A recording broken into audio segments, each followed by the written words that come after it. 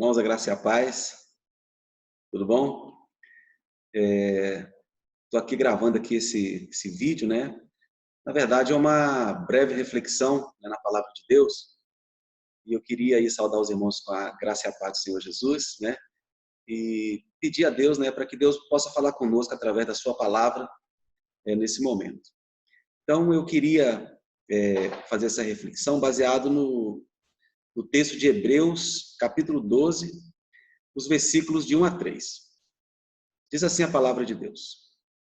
Hebreus, capítulo 12, versículos de 1 a 3. E eu queria que os irmãos abrissem a Bíblia, né? Acompanhassem aí com a sua Bíblia aberta, né? A leitura desse texto e também essa reflexão, né, que nós vamos fazer aqui nesse momento. Diz assim a palavra do Senhor, Hebreus 12, de 1 a 3. Portanto, também nós, visto que temos a rodear-nos tão grande nuvem de testemunhas, desembaraçando-nos de todo o peso e do pecado que tenazmente nos assedia, corramos com perseverança a carreira que nos está proposta, olhando firmemente para o autor e consumador da fé, Jesus, o qual, em troca da alegria que lhe estava proposta, suportou a cruz, não fazendo caso da ignomínia, e está sentado à destra do trono de Deus. Considerai, pois, atentamente aquele que suportou tamanha oposição dos pecadores contra si mesmo, para que não vos fatigueis desmaiando em vossa alma. Irmãos, a carta aos Hebreus é uma carta de encorajamento. Encorajamento no momento de crise, no momento de perseguição, no momento de tribulação. Então, sempre o escritor ele vai fazer essas exortações e sempre nas exortações ele vai apontar para a pessoa de Jesus. Então, quando o escritor chega aqui no capítulo 12, que ele fala, portanto, ele vai, né, concluir aqui um assunto,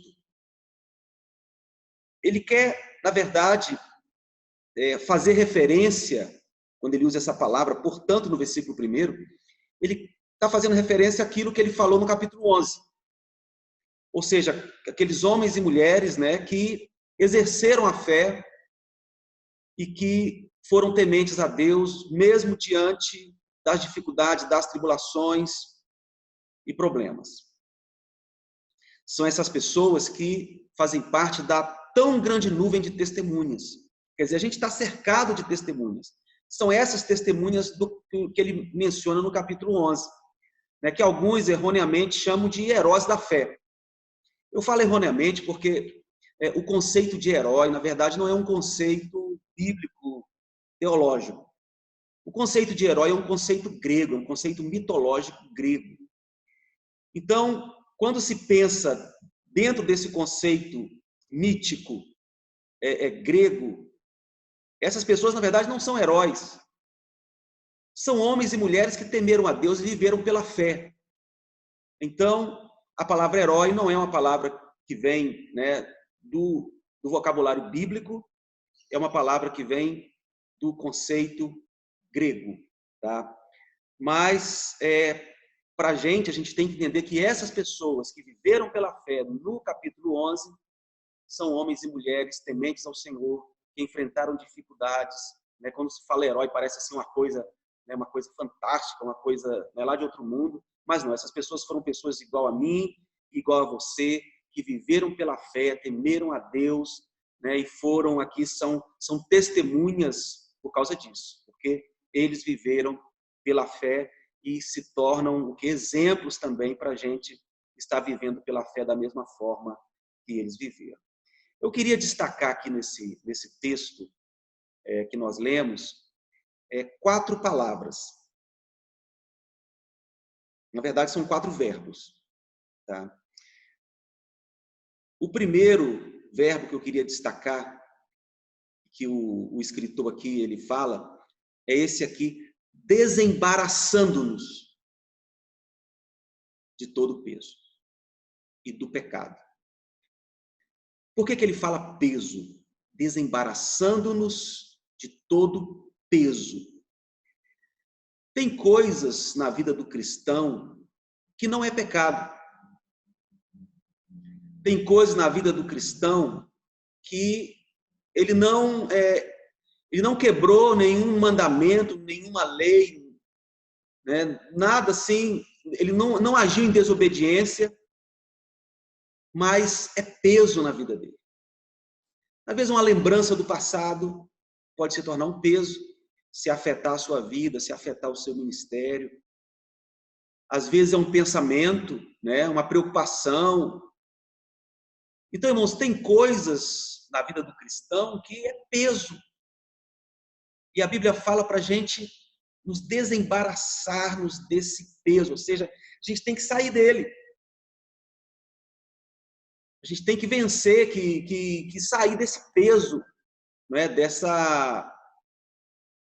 Dessas coisas que estão aí ao nosso redor e que, na verdade, fazem com que a gente não caminhe a vida cristã da maneira que Deus quer que a gente caminhe.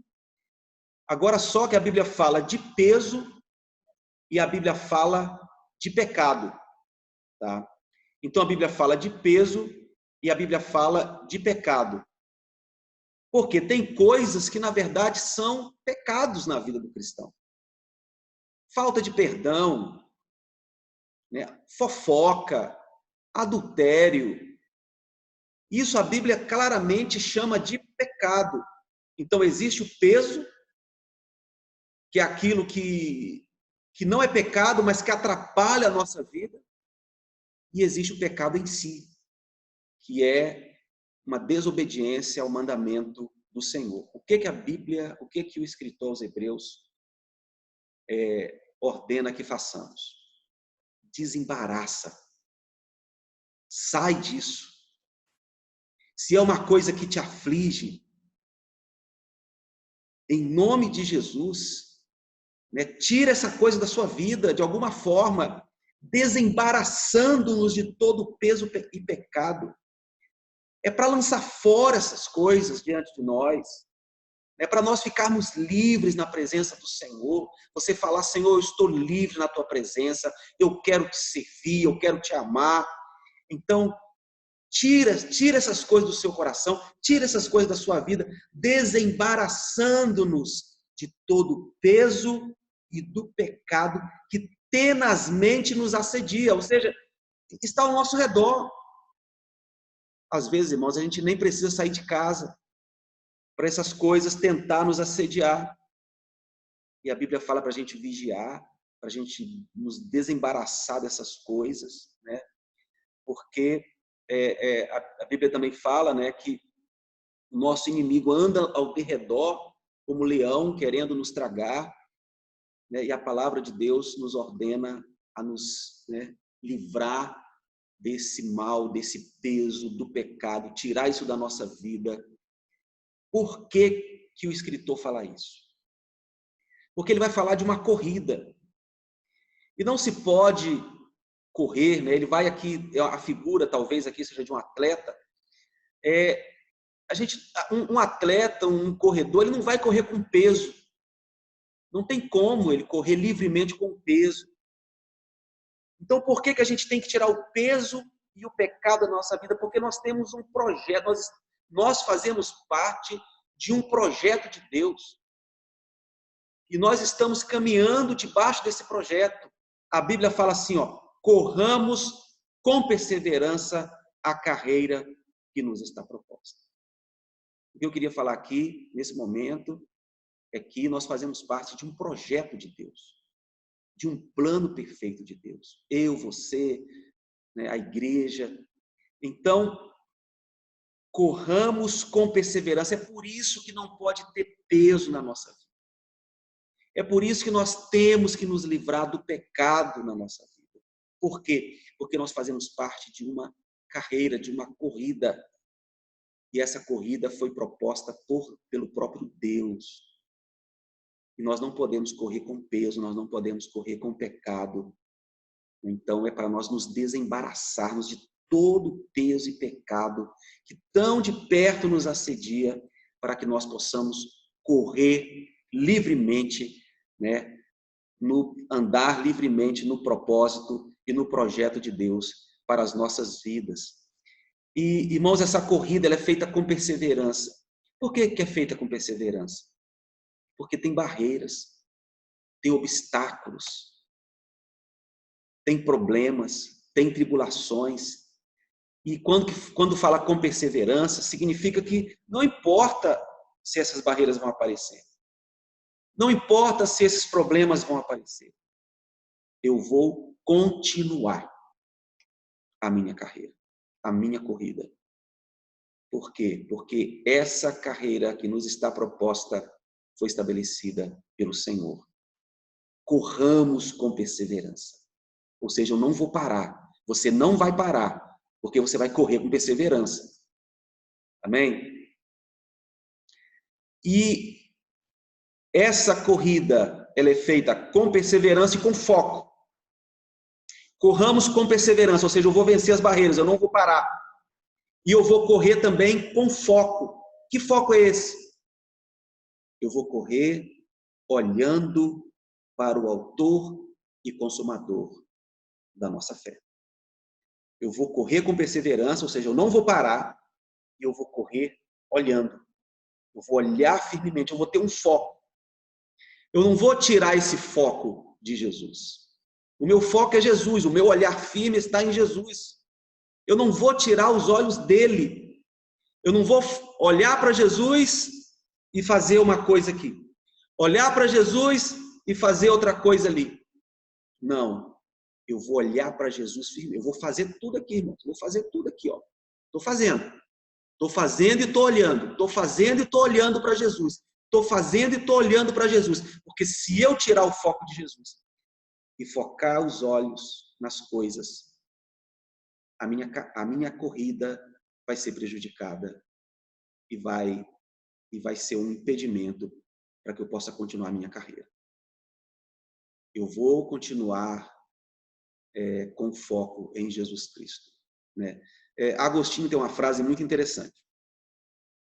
Agostinho ele fala o seguinte, ele fala que se as coisas na minha frente estão brilhando e eu estou olhando para essas coisas brilhando, é porque eu estou de costas para a luz. Então, cuidado com o seu foco.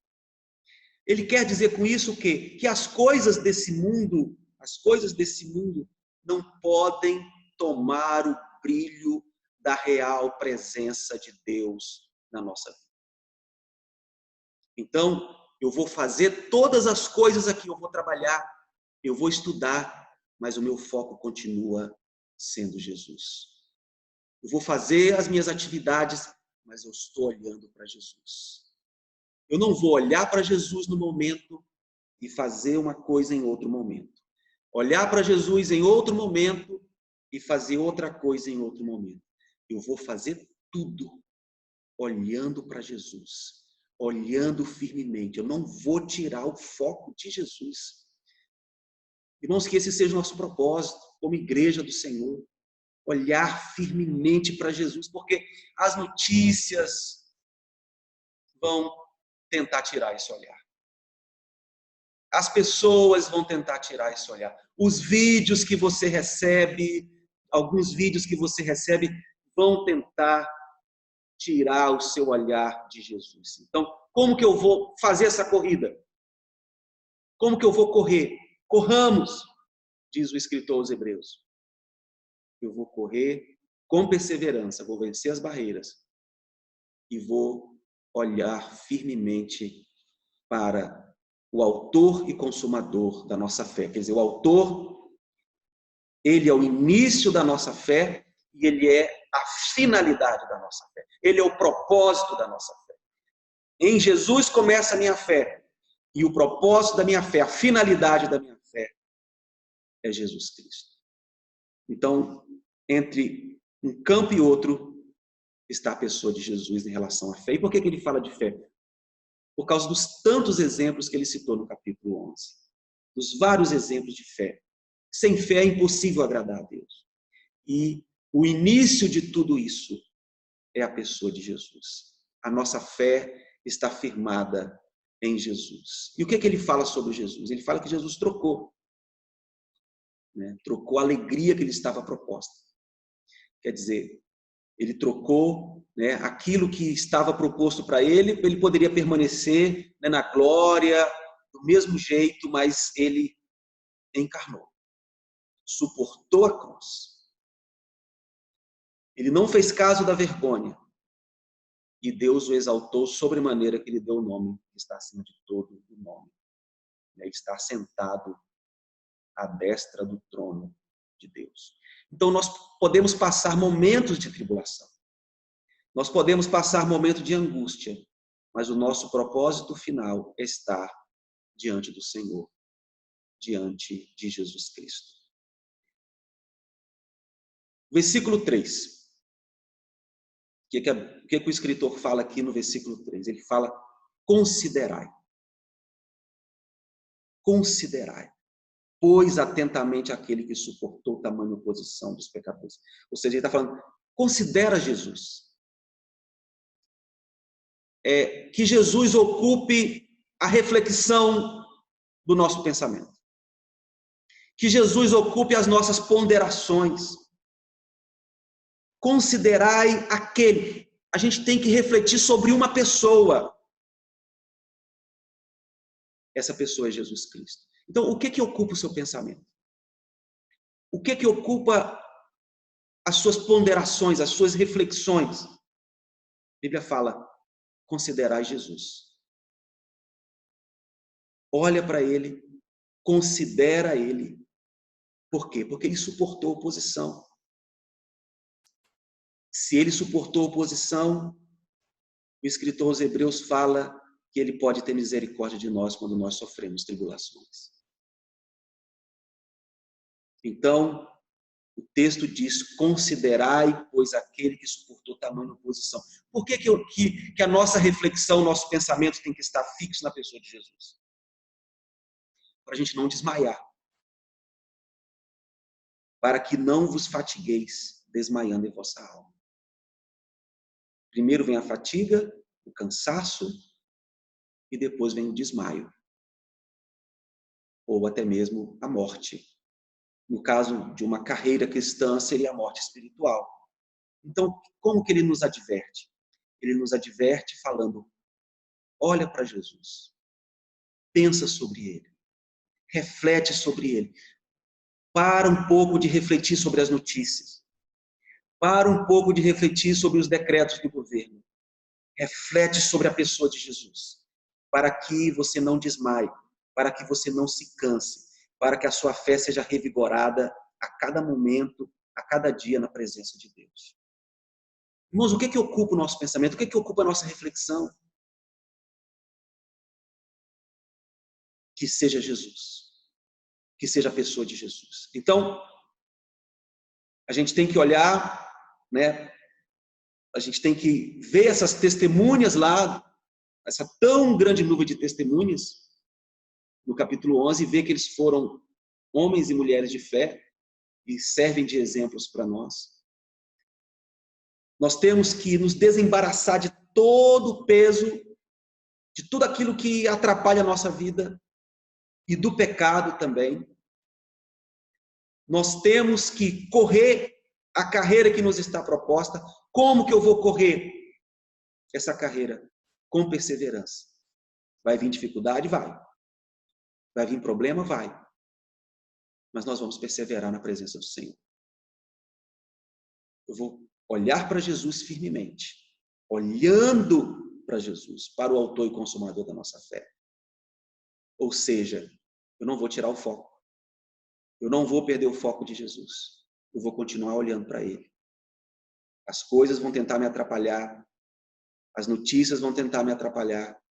Mas eu vou continuar a minha carreira olhando para Jesus. E o escritor aos Hebreus termina esse pequeno trecho da Escritura falando considerar. Ou seja, que Jesus ocupe o nosso pensamento. Que Jesus ocupe o nosso olhar e o nosso pensamento.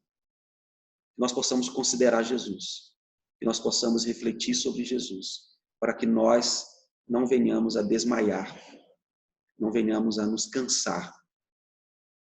Quando eu tenho foco em Jesus, quando Jesus ocupa o meu pensamento, isso me revigora a minha vida espiritual, revigora a sua vida espiritual.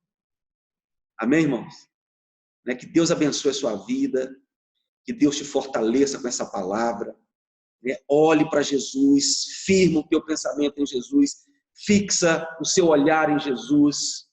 As coisas vão tentar te atrapalhar, o mundo vai tentar te atrapalhar, mas continua firme na presença do Senhor. Tem coisa do passado que quer te destruir hoje. A Bíblia fala para a gente nos desembaraçar de todo o peso, de todo o pecado.